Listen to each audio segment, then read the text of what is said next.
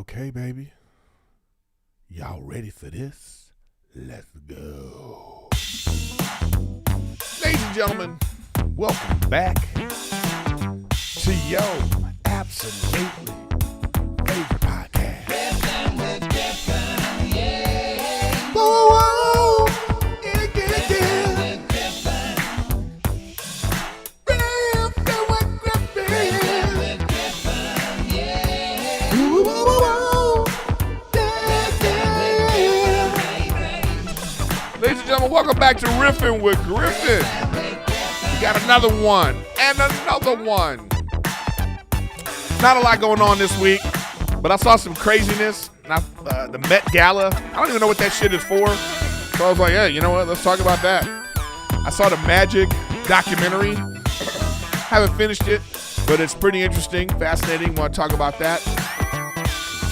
And one of the favorite segments of the podcast, real world advice from a grown-ass man. So welcome back to Riffin with Griffin. Woo, woo, woo, yeah, yeah. This is Riffin with Griffin. Doing it live.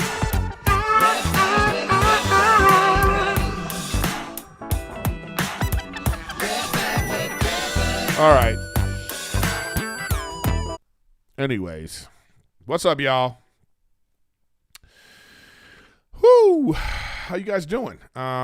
First off, let's start off with some business. Thank you for subscribing. Make sure you subscribe, and I'm also on Twitch. You can check me out on Twitch daily, most days, Twitch. And once again, thank you for subscribing and sharing and doing all that great stuff. All right. And sponsor of the show, today's episode is brought to you by Helix Sleep. So big shout out to Helix Sleep. Take their 2-minute sleep quiz and they'll match you to the mattress that will give you the best sleep of your life. Find your perfect mattress at helixsleep.com/Griffin. All right, y'all. What's up? How you doing? We back at it. Back in Griffin Studios, making shit happen. Let's see what's going on. Man, it's starting to heat up, man. It's like certain number of days till the wedding. So we had to get confirmations, and it's like it was supposed to be only 75 people. Now it's like almost 100, which is crazy. My friends are showing up, which is really, fantastic. I'm from LA, so a lot of people I know are here. It's just hard to determine who you want to invite to the wedding too. I mean, there's a lot of people out there, comic friends and just people I've known, even like extended family who I didn't even invite, not because I didn't want them there. It's just like, it is what it is. You know what I mean? I don't know if anybody else out there is planning weddings and you want people to come, you know what I mean? But it's like, I can't invite. It's like with my comic friends too. Like every time I go to the comedy club, I'll see a new comic and I'll be like, oh man, I should have invited you. But it's like, whatever. Now I get it. I actually get it. I've actually talked about this before in the past, how a person I thought that was my friend didn't invite me to his wedding. And now I understand. You know what I mean? So apologies to those people who I put out into the ether, hey, how come I guess we're not friends? I realize now that that's not what it is. It's just you have a certain number, and if you don't, you know what I mean? And it's like, we're not filthy rich, so it's like her parents are paying for it, and it's like it's on a weird day, and it's like, but I'm excited about it. I wish I could show you this video. Rachel came in here and we have to practice our kiss. And she wants to do 2 kisses, and then we have these Rachel's Jewish, so there's she wants to do, in her family, I'm sure her grandma and her mom want her to do a few of the Jewish traditions, like breaking the glass or whatever. I don't even know all of them. Obviously I'm not Jewish, but I don't care. Tradition is tradition. It's, a wedding is a thing some people dream about their whole life, especially some women, you know what I mean? I'm sure there's guys out there too that dream about their wedding, but so it's it is what it is. So I don't know. You know what I mean? So here I am trying to figure out all this stuff. So it's all these last minute planning. I don't even have a suit yet. We still got to go do the cake. even though we have it scheduled, we got to go do cake tasting and make sure this is the cake that she wants. I don't even have a ring. Like I have to get like, I don't even know what kind of ring I want to get. I almost want to get a rubber ring because I'm not used to wearing any kind of jewelry. So that is like going to be like weird, you know? So I have to figure out that, you know, it is what it is. I mean, I wish it was like, I wish it worked like a television show where I didn't have to do any planning. I just memorize my lines and I show up. You know what I mean? That would be great. But, you know, with a wedding, you have to, you know, you're doing all the planning. And then all these little logistics too, like where are you going to, like, where are you staying? Like, I don't want to see her before. So do we like stay at separate hotels until the wedding night? Or like, I just, it's so much. I can see how it could drive people crazy. And so like, then it becomes like, are you doing the wedding for you and your spouse? Or are you doing the wedding for the people that are coming and the family? It's like so bizarre. And then everybody's coming from out of town. Like most of her family's coming from out of town. And then all my friends live in town. And then it's like her and I are fighting over like, well, who can bring a significant other and who can't? And all that stuff. And thanks for the super chats, y'all. You know, and then it's like, we're not having like a traditional, we're not having like a traditional like ceremony where it's like I have a bunch of groomsmen and she has a bunch of bridesmaids. As we actually have it real simple. I have one person, she got one person, you know, so whatever. It's our wedding. We could do whatever the hell we want. Why you even have to follow these crazy traditions in the first place? It's like beyond me, but I don't know. So I'm, you know, you guys out there in chat, if you had like any kind of unconventional thing at your wedding, or what kind of things that you do at your wedding that say you wouldn't normally see at a wedding, I'd love to see that in the comments. That would be interesting to see what people have to say. But like I say, I'm still I'm actually really excited about it. I guess I'm more excited too, just to get it over with so we could just live the life that we're already living. You know what I mean?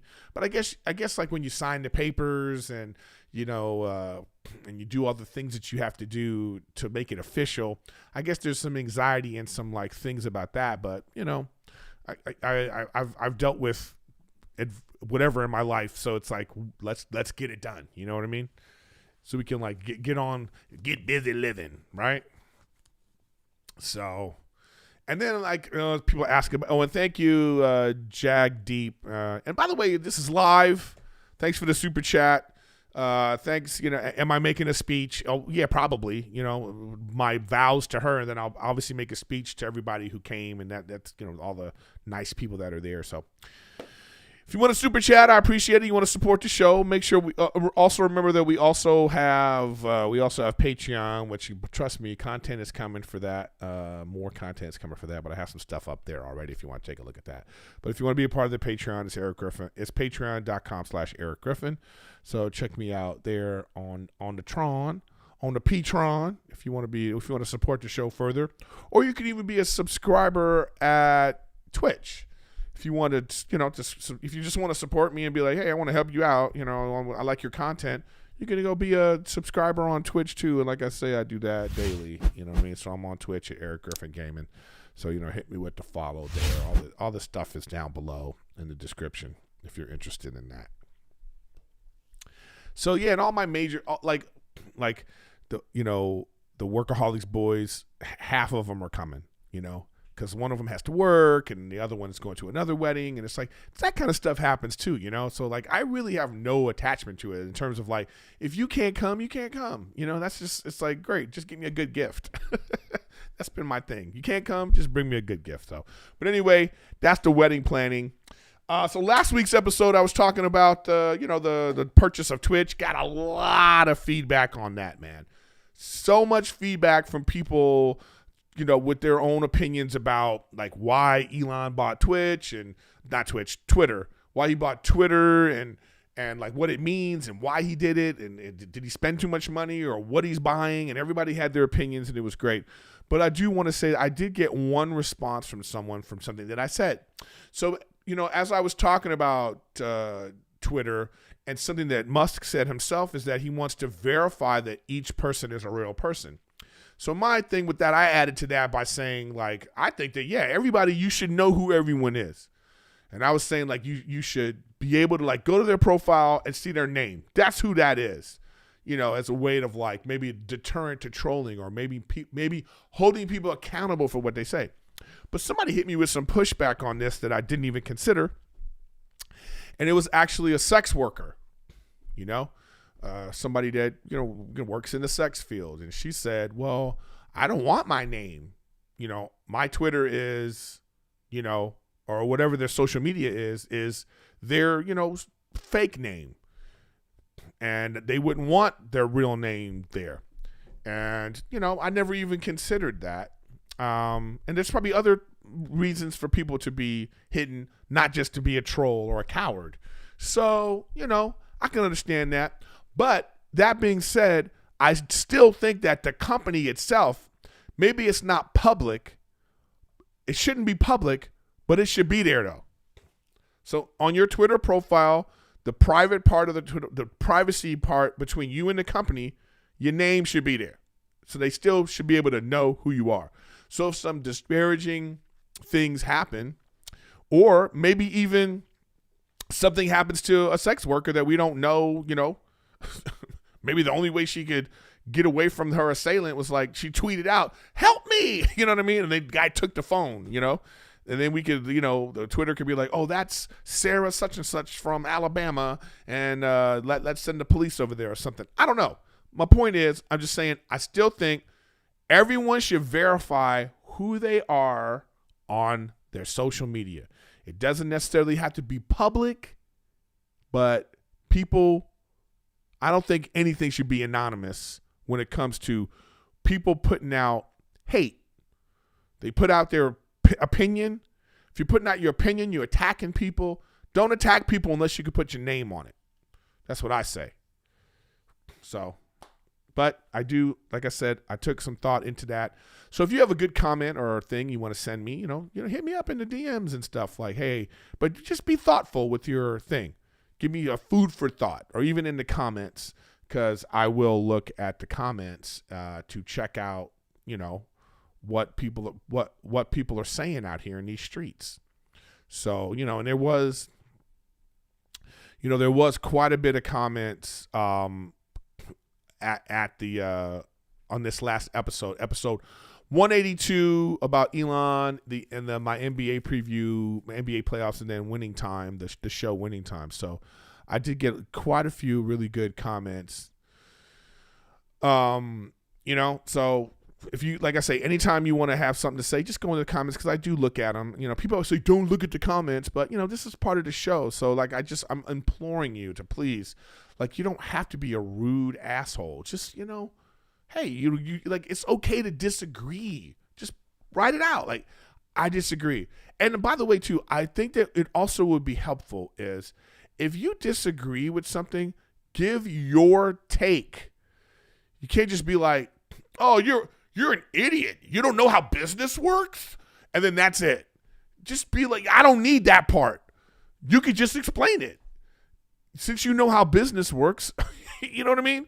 Just explain how business works. And then we can move from there. It doesn't have to be this whole like attacking me. I don't know why people love to attack, but whatever. It is what it is. All right, let's get into one of the things I wanted to get into this episode, which is this crazy Met Gala. You know, what is that, dude? So Jerrod Leto, once again, like looking like a crazy person, man. I don't know what that is. What is that? Like, I don't even know. I don't know what to even say, man. I didn't even know what it was. So I actually I didn't even know what the Met Gala was. So I went to, Wikipedia. Did you guys even know what the Met Gala was? So apparently the Met Gala, formerly called the Costume Institute Gala or the Costume Institute Benefit, is an annual fundraising gala held to benefit of the Metropolitan Museum of Art's Costume Institute in New York. It's popularly regarded as the world's most prestigious fashion event and is highly sought after celebrities from various fields such as fashion, film, television, music, sports, and social media are generally invited to the gala organized by the American fashion magazine Vogue. I never knew any of that. You know, I didn't know what.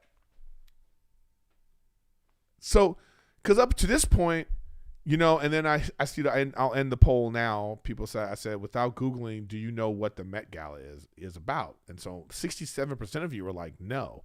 And I totally get that. I've never, how would anyone know that? So here's like, so Jerrod Leto, like, and then if you remember freaking last year, this dude showed up with a head. You know what I mean? He had like a red dress on and he showed up with a head. Like, what?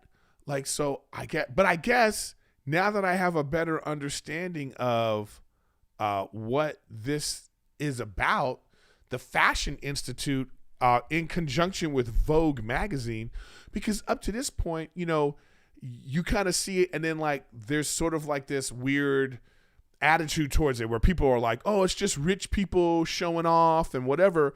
But apparently this is like, you know, one of these things for the arts, which I think is important, by the way. I think supporting the arts is important. I think that's important in society. I think it's important for schools. I think it's important for young people to be involved in arts. I mean, yes, there's plenty of things you can, like, you know, there's plenty of things that you could have a foundation for, or have a fundraiser for, or donate, or, you know what I mean? But charity causes, you know, there's plenty of homeless and all that kind of stuff you can do. But I think this kind of stuff is important too. So once you get bogged down into the logistics of, or the morality, or the good and bad of like what you should be doing, you know, charities for, whatever, you know, there's charities out there for whatever. And if you know, just give money to whoever you want. But, you know, this is one of these things that like, but I still just don't get it, man. I just don't get it. Like, if you look at some of like the people that were at the Met Gala, so like look at some of these outfits, man. You know what I mean? Like, if you look above me there's like, who's that now? That's what's her face, Billie Eilish. It's like, damn, dude. You know, of course, Lizzo. She gotta be crazy. Like, I don't know. Is that a wand that she has? Like, what does she have on, man? I don't get this. Oh, and of course, like, you know, Rihanna, and like, and what's her dude got? Is he wearing a quilt? Is that a quilt? What is that? Oh, wow, look at them, dude. Like, how do you decide this? And like, do these people, are they invited, or do they have to pay to go? And that's part of the, what do you call it? The charity.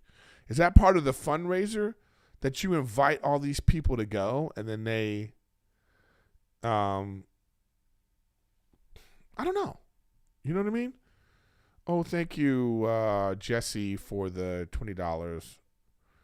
Thanks I appreciate that. I appreciate the super chat. You know, you guys, if you want a super chat, you'd be more than happy. I'd be more than willing to accept your super chat. But anyways, I don't know what that is. This one seems to be, I love this. Like, this is like, what's his face? What's that guy's name? Why am I forgetting this guy's name? You know, fucking whatever his name is. I'm terrible with names all of a sudden. Like, all of a sudden, I don't know anybody's name.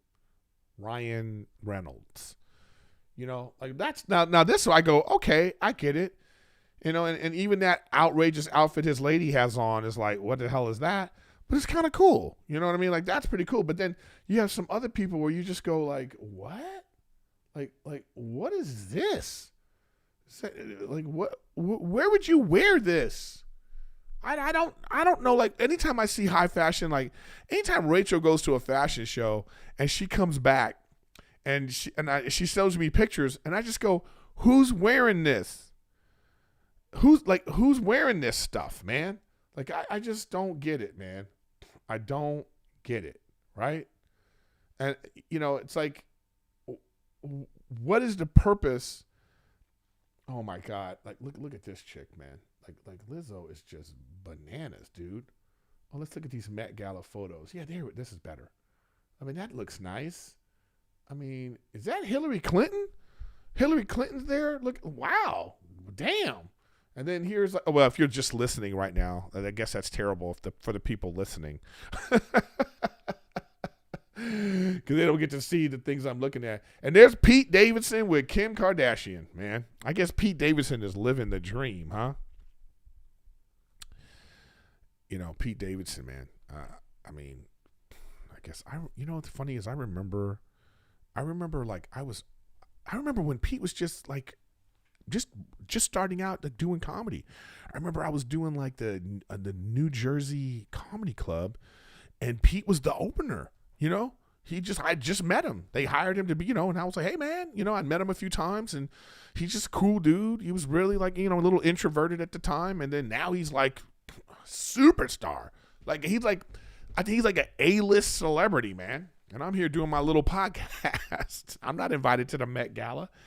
That's why I always say, man, when you're coming up, it's good to try to be good to people no matter what level they're at. Like I always say, today's PAs, that's a production assistant, like on a set. Like if you're on a set, man, be nice to the production assistants, because today's production assistant is tomorrow's executive producer. So you got to really be nice to people, or at least be like respectful, show some respect. You don't have to like be fake, but give them their due, because the next thing you know, bam, there you are. So yeah, some of these outfits, man, it was crazy. Freaking Russell Westbrook, I don't know what he was wearing. Like Russell Westbrook had on like a top hat.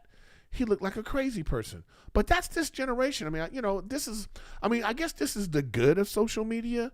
I mean, this is, like I say, if you believe this is a great cause, then here you are. But there's a lot of unconventional, like crashing the gender norms at these things now. That seems to be like the new thing. Men wearing dresses and women like putting mustaches on their face. Like, look at this chick. She's got she's got a mustache on her face. Jessie Buckley. I don't even know who that is. You guys know who some of these people are? Like, I don't even know who any of these people are. Then there's like all this fantastic jewelry that they have on, and all this all this sort of weirdness that's going on at the Met Gala, man. So I don't know. I just thought it was kind of, I thought it was kind of weird. And when I saw this Jerrod Leto outfit, I just thought, like, imagine him getting ready. Like, did he get ready at home? Did he get ready?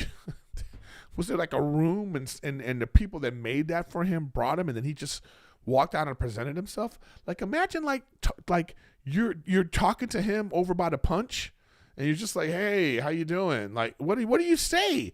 Like, that's the conversation all night.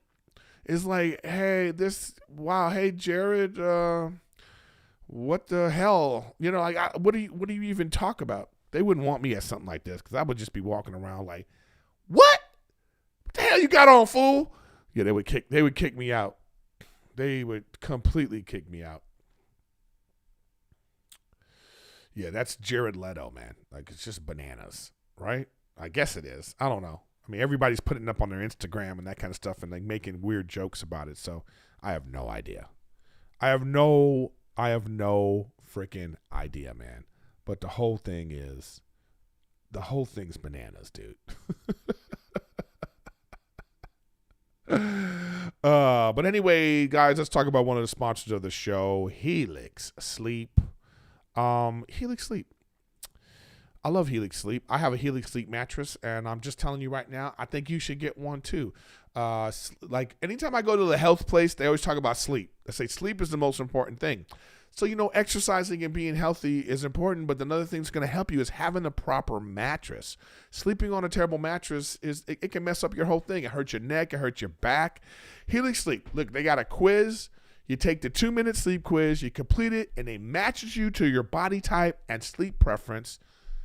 And they send you the best mattress that's perfect for you. If you're big boned, you're a big person, they got a mattress for you. You're a side sleeper, they got a mattress for you. If you combinations of these things, they'll figure out the mattress for you. I'm a side sleeper, so it's got to be a certain way for me, and it is, and I love it completely.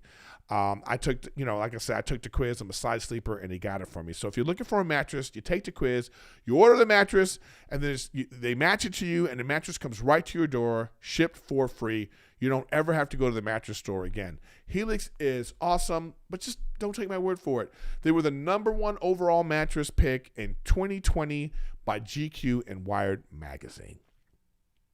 Just go to helixsleep.com/Griffin. Take their 2-minute sleep quiz, and they'll match you to the customized mattress that will give you the best sleep of your life. They have a 10-year warranty, and you get to try it out for 100 nights risk-free. They'll even pick it up for you, but I'm pretty sure you'll love it. Helix is offering up to $200 off all mattress orders and 2 free pillows for our listeners at helixsleep.com/Griffin. Boom. All right, guys. So last week I talked about that show Winning Time on HBO Max. I'm still watching it, and I still feel the same way. I think all that nonsense is distracting. I think making it look like the 70s is super distracting. It's like the reasons why things in the 70s look like that is because the technology was shitty. So they had to have it look like that. We got 4K and better cameras now. I just have the show look like normal, like we're, you know what I mean? So I don't like that.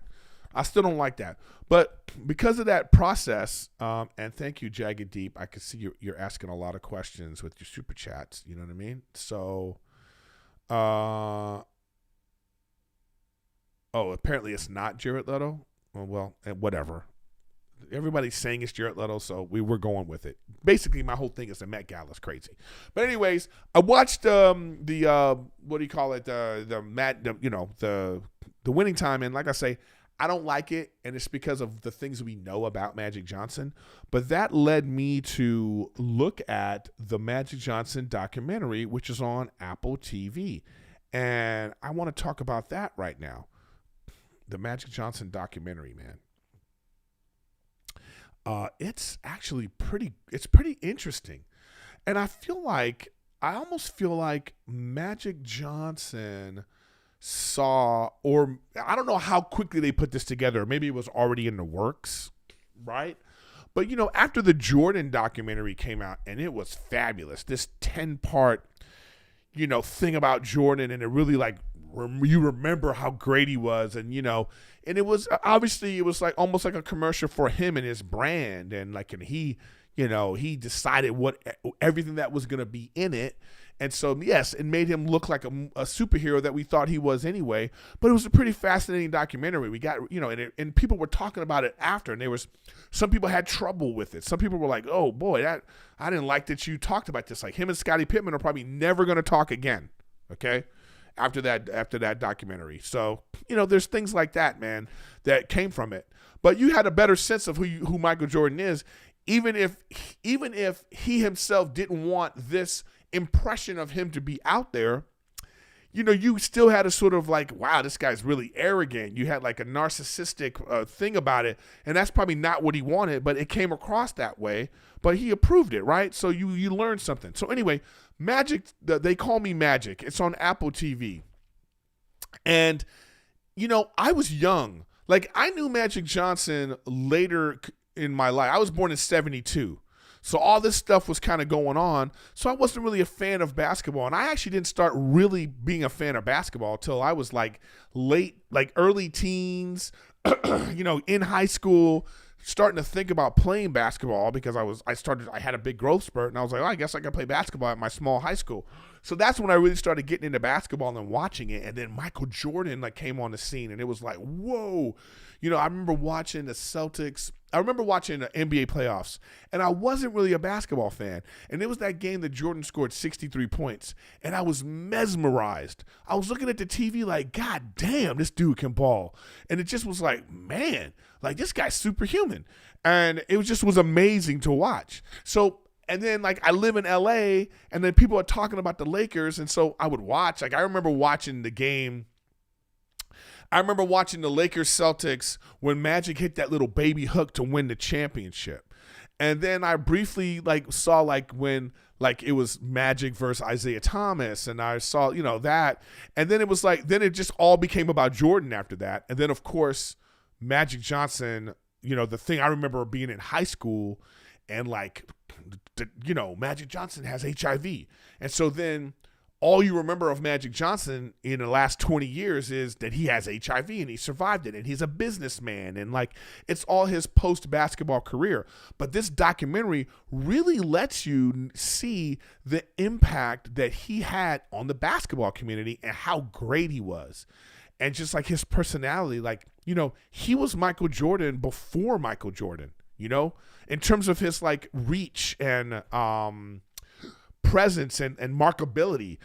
So this documentary really delves into it. It shows his family life, and it shows his rise as this like high school basketball phenom, and how 9,000 people would come watch him play basketball in high school as a 15-year-old, and he was getting 30 points, 20 rebounds, 15 assists, 10 steals. He was having games like that in high school.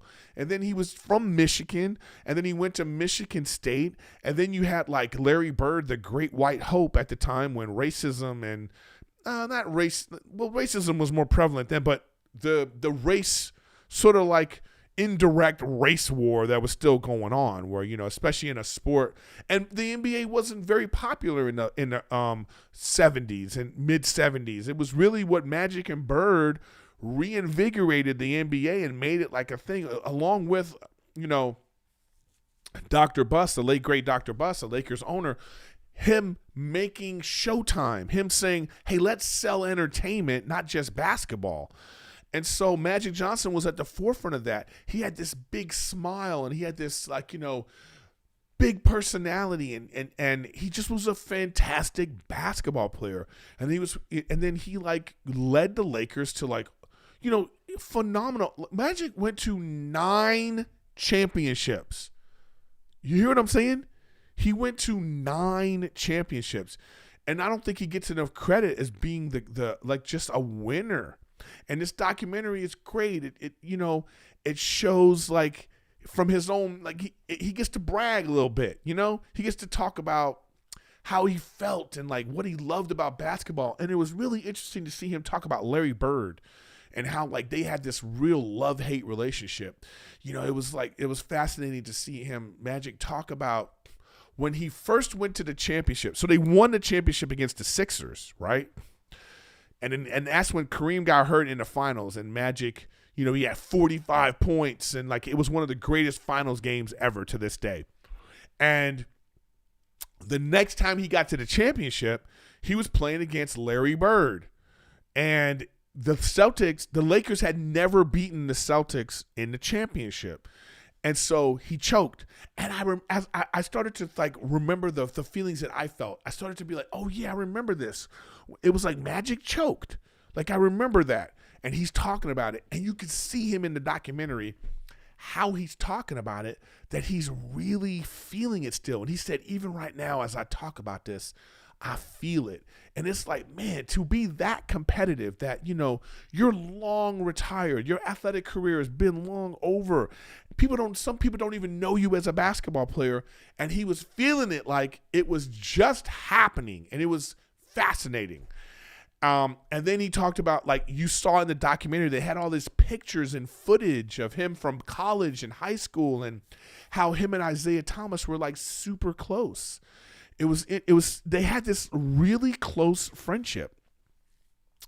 And then when the Lakers played the Pistons in the championship, Magic like hard filed Isaiah, and then he says it on the documentary. And I was so glad that Isaiah was also on this documentary. But Magic said, like, we were never friends again. He was like, that ended our friendship. And it was like, I don't know. It was like both tragic and fantastic at the same time, in a sense that, like, if you want to be if you want to win, if you want to achieve, there are so many sacrifices that you have to make that maybe when you look at it and you ask yourself, is achieving the ultimate thing inherently good? Like, is that the best thing you could possibly do? And sometimes it's not, because it comes at the sacrifice of your family and friendships and so much stuff. And then he's talking about his wife to be Cookie Johnson, and she's in the documentary talking about like how he postponed the marriage and he was just, being real about like, yeah, he was like messing around and, having relationships all over. And I've only watched the first 2 episodes. It's a 4-parter. And I'm sure he's going to get into like, the news about him having HIV. And I can't wait to see that. And maybe I'll talk about it next week when I finish watching it. But, man, it just was so fascinating.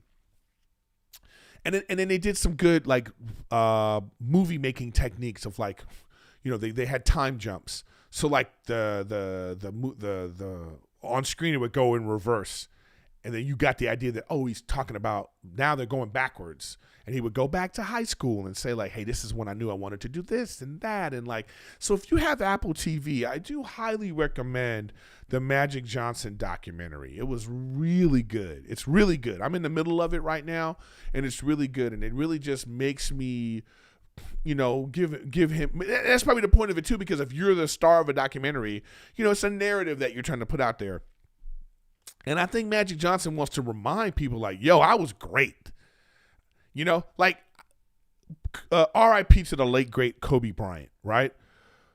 And I know there are people out there, and it's just because you're a younger generation, and you're like, oh, man, Kobe Bryant's the greatest Laker. And I know Magic said that, but I don't think Magic really believed it, especially after watching this documentary.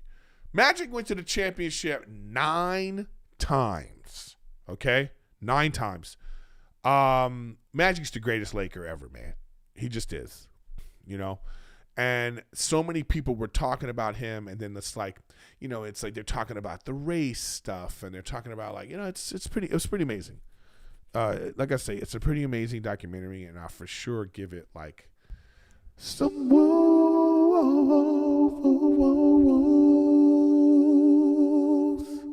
Yeah, so the Magic Johnson documentary gets like a bunch of woo-woos, because I think it's totally worth the watch, y'all. Totally worth the watch. Okay. If anybody has any comments or questions about it, if you like,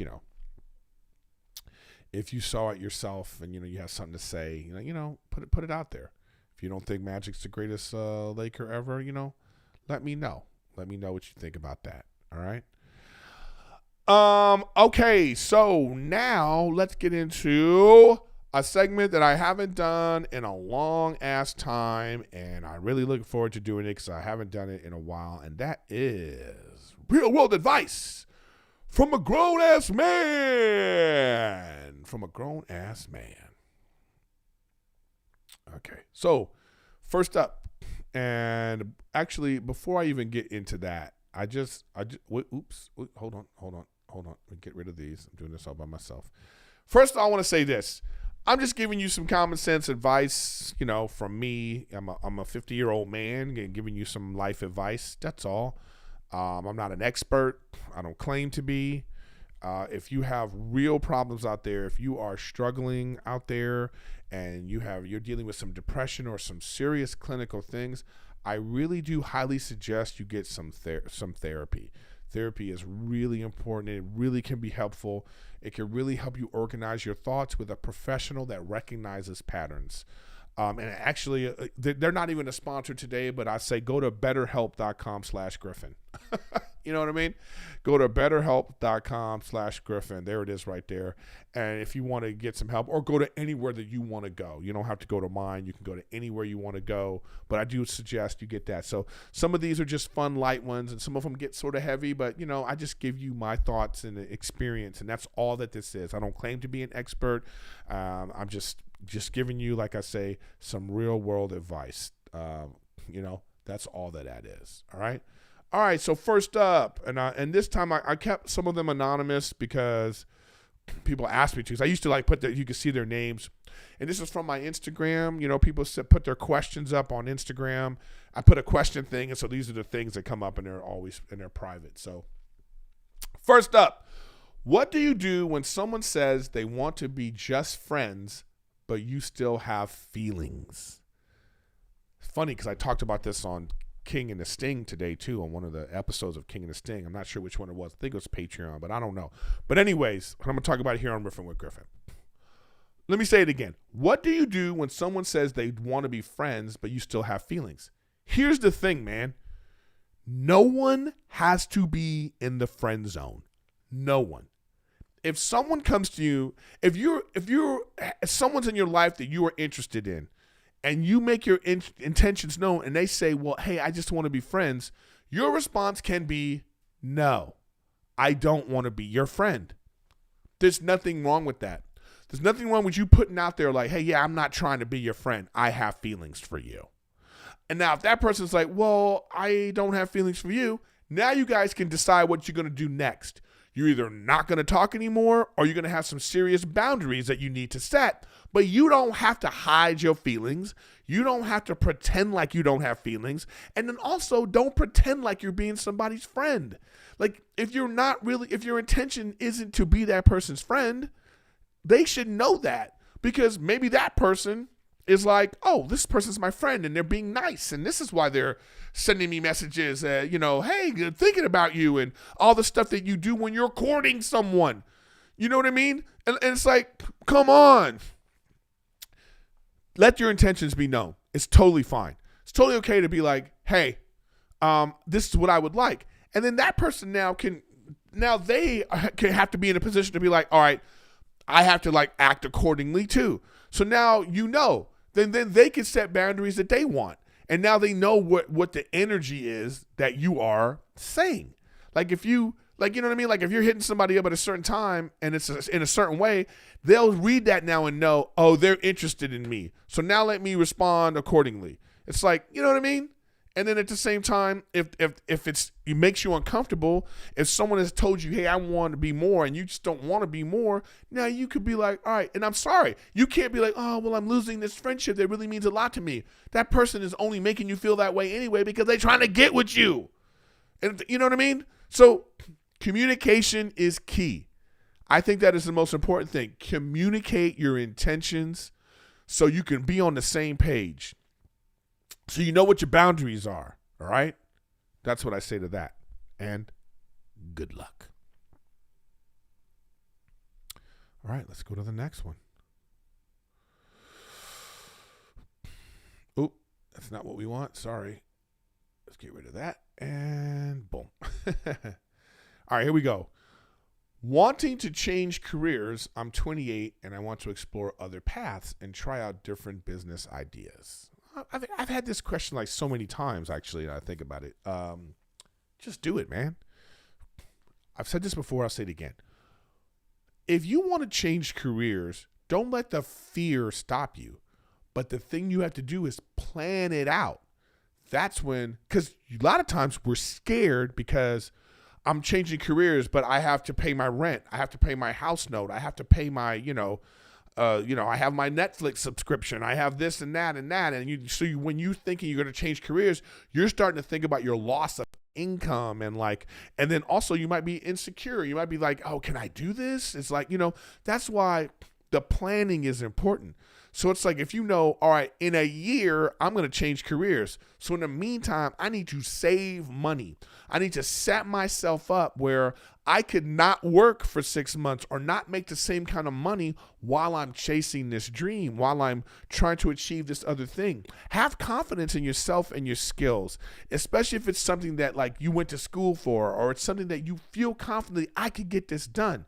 Don't let life get in the way. Don't let the choices that you've made to gather belongings and things and places, don't let that stuff get in the way of you achieving more down the line. So set it up, plan it out. Because once you plan it out and you have your goals set and you set yourself up, you're going to feel confident that you could get it done. Because I got this amount of money in the bank. I got this thing set up. I've made these contacts. So it's like, do that stuff while you're in the current career and set yourself up for success.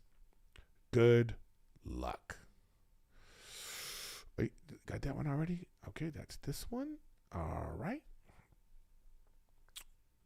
Okay, let's go to the next one. Boom. All right, here we go. I'm afraid to love, trust again. They say shoot or shoot, but I can't seem to pull the trigger. All right, there's a lot of subtext to this one, and I feel like this person is saying, I'm afraid to love or trust because their love and their trust was broken by somebody. So this kind of similar to the last one in a sense that this is all about time and planning. One thing I will say to people is this, like, if you've been hurt, don't close yourself off. I know it's easier said than done, because this is what ends up happening. People close themselves off to other relationships for a while because they've been hurt, because their trust has been broken, and then now they're sitting here thinking, well, everybody's going to do this to me. And then they wait. And then one person comes along that sort of makes you feel like, oh, I can trust and love again. But what ends up happening then is it's a lot of pressure on that relationship. And when that one doesn't work, now you're like, oh no. What I'm saying to do is, that was just one person. You are not wrong for being vulnerable.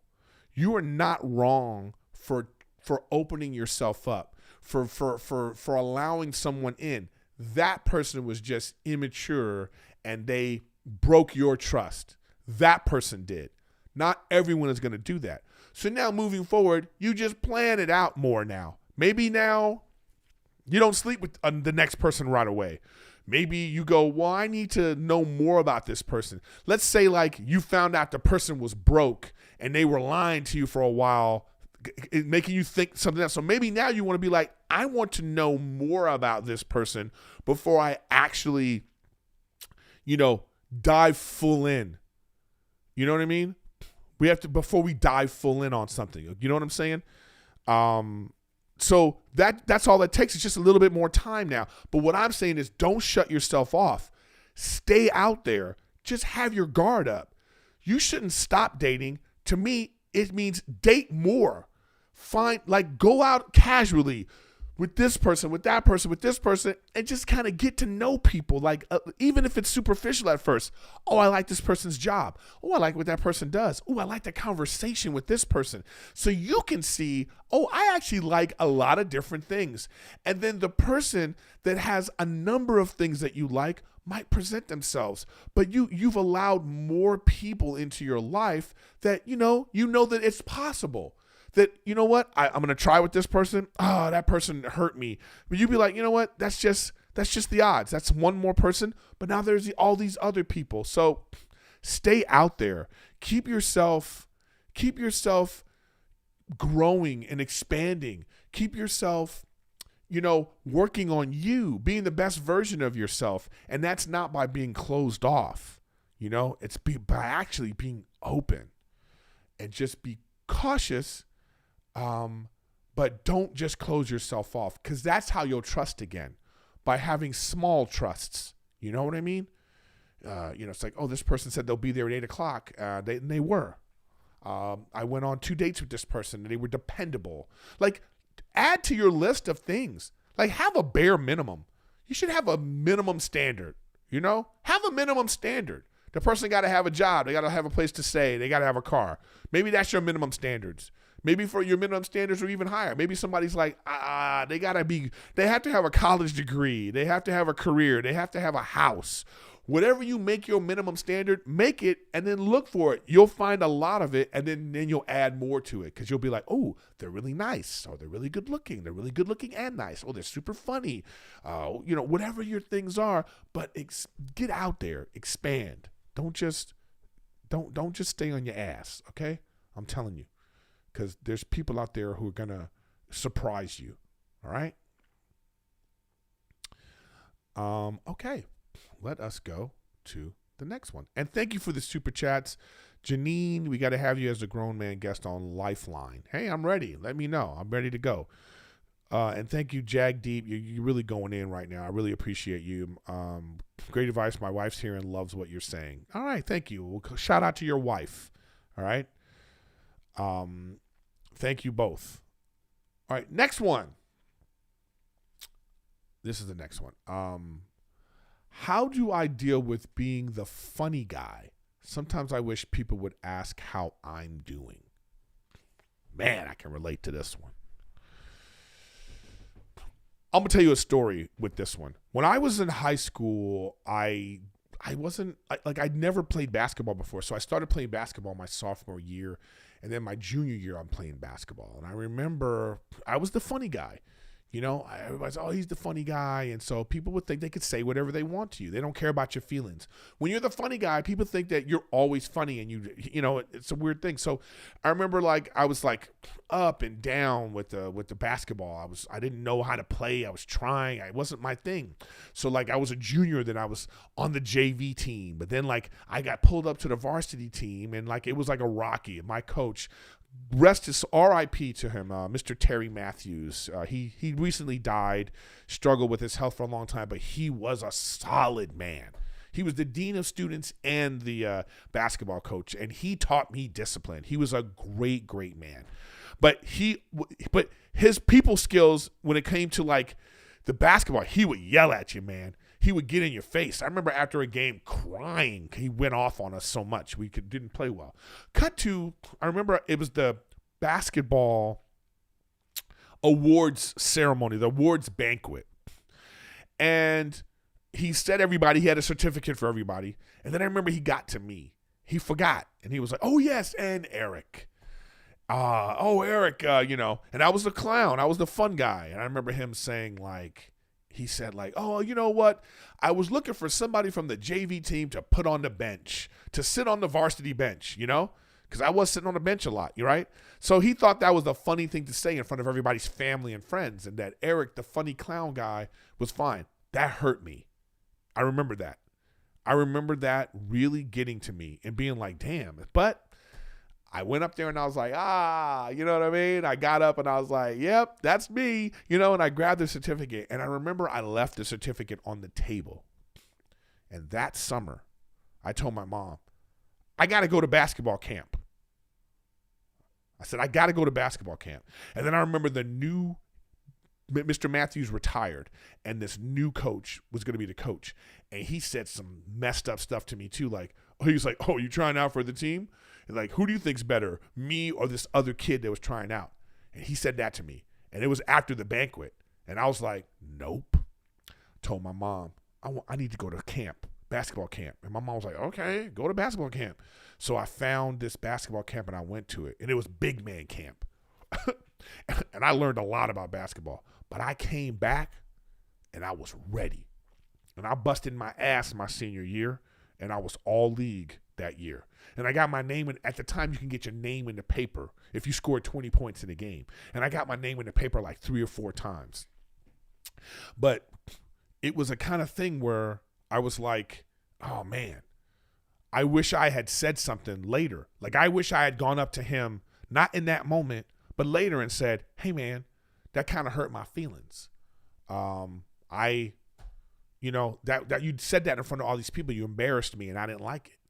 And I think that's how you have to deal with it sometimes, is you just have to let people know how you feel, I have to do that with Rachel sometimes. She likes to joke with me Like she was making a joke, like when she's mad at me, she'll say like, I don't know why I'm marrying you, you know, but she'll say it as a joke and she'll say it in a joking way.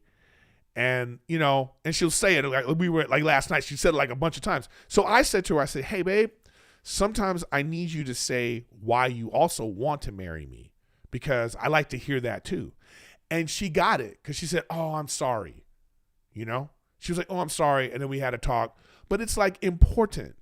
Like it's important. So like if you're the funny guy, I think it's important for you to, you know, let people know that there's another side to you because we're also can be annoying. You know, when you're the funny guy, you're sometimes annoying as hell because you're always being funny and you find, you know, and sometimes you find situations where it's like, maybe I need to put some levity here. And sometimes that annoys people. So you also want to let them know, hey, I'm not just that guy. I'm also a guy that I feel. I feel sadness. I feel happiness. I feel a lot of different things. And I just want to let you know that. So that's what I suggest that you do. Anybody that gets pigeonholed into people say that you're a certain kind of personality, you know, even if you're like somebody that people say you're serious all the time. Oh, this person's, you know, man, you're always serious. Don't you ever smile? Sometimes you want to let them know like, hey, yeah, I do. I have feelings too. You know what I mean? You know, just communicate. Communication is the key with this one. So good luck. And I hope that answered your question. All right. Well, let's keep going. I think I got two more, y'all. All right, here we go. Let's see. Oop, get this one up. All right, that one's gone. Oh wait, no, I did that one already. Oh, I think there's only one more then. Yeah, there's only one more. I think. Let's see. Yeah. Wait, I'm fucking, you know, doing this all by myself, so I get confused. Here we go. Last one. I'm having difficulty moving on with the end of a 20-year friendship. Any advice? I mean, damn. I feel it. It sounds to me like you didn't want this friendship to end, but I don't know all the details. But this happens sometimes. People grow apart. Things change. We get other people in our lives, you know? We get relationships in our lives. We get... you know, you get kids or you get a new job or you have to move and these kinds of things happen. But if it is something that you had a disagreement, if it was a disagreement, and I'm just going to assume that for a second that you had a thing that happened and you're having difficulty with the end of the friendship, then don't let it end. My question to you is this, and this is for everybody listening to and anybody in a situation like this. Do you want to be right or do you want your friend? You have to ask yourself that. And it is about being the bigger person. And it's not about being the bigger person in the sense that you're looking bad on that person. It's just about doing the right thing in the moment so you can keep your friend. So it's like, look at yourself. If you're in a disagreement with someone and you feel like you're right, really take a look at yourself and be like, all right, well, what can I do to make this better? Could I see this other person's point of view? Make the effort that you need to make to see if you can salvage your friendship. If you can't, then have solace in the fact that you gave it your best effort and it didn't work out. Remember the good times, cherish that, and you got to move on. You got to better yourself by getting other people in your life and just working on personal growth. Personal growth is the best way to kind of like manage your feelings when you're dealing with whatever you're dealing with. And that is like working out, improving your time, improving your job, putting better efforts into other things in your life like hobbies and relationships. And because you're not going to forget, but you don't want to let it hold you back. So, you know, it's about getting control of those feelings and channeling them into something more productive. But I hope that works out, and I really wish you the best, okay? I really wish you the best, y'all. And that has been, y'all, real world advice from a grown-ass man, okay? There it is. Real world advice from a grown-ass man. Look at me with the graphics, huh? Huh? With the graphics, y'all? I'm working it out. I told you I would. And I'm in talks with somebody to like really come in and help me on a regular basis. But, ladies and gentlemen, that has been another episode of your favorite podcast, Riffin with Griffin. Please, as I say, subscribe, share, do all that good stuff for me. Hit the notifications. I'm on Twitch daily, so check me out there. Patreon content coming your way, so if you want there, or if you just want to support, you can also just join Patreon just for that, or you can sub on Twitch, or you can become a YouTube member. YouTube members also get the exclusive content, so check me out there too. I appreciate you guys as always. Thank you for the comments. If you go to my Instagram, story, I am answering a lot of the questions that I get. I do videos, and I have typed responses to a bunch of the questions that are there. So if you want to see some of the responses there, I'm sorry that I can't get to everybody's response, but like I say, I'm not a freaking full-time therapist, so it is what it is. I'm not a therapist at all. But thank you very much for watching Riffin with Griffin, and I appreciate you guys, and have a wonderful week. See you next week.